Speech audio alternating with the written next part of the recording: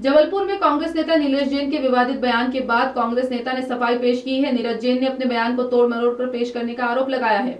जबलपुर के ग्रामीण अध्यक्ष नीलेश जैन ने हाथ से हाथ जोड़ो यात्रा के दौरान एक बयान दिया था कि अब हाथ पांव तोड़ो यात्रा निकालनी चाहिए, जिसको लेकर भाजपा ने शाहपुरा थाने में एफआईआर दर्ज कराने की भी मांग की है। वही पूरे मामले में अब नीलेश जैन अपनी सफाई दे रहे हैं। उनका कहना है कि उनके बयान को तोड़ मरोड़ कर पेश किया जा रहा है।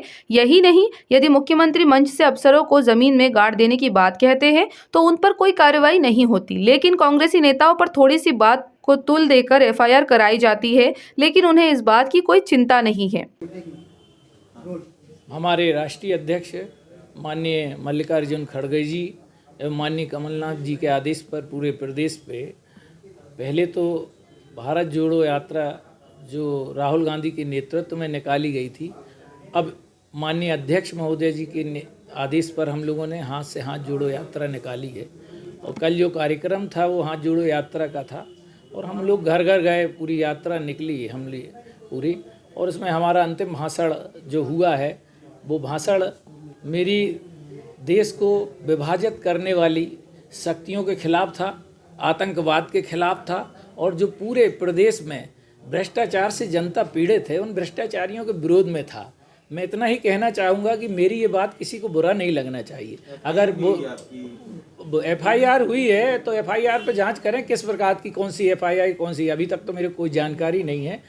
और इस बात का इसलिए विरोध नहीं होना चाहिए कि हम सब आतंकवाद और भ्रष्टाचार और देश की विभाजन शक्तियों के विरोध में, कल गणतंत्र दिवस था, सारी ताकतों के विरोध में सारे प्रदेशवासियों को, देशवासियों को लड़ना चाहिए।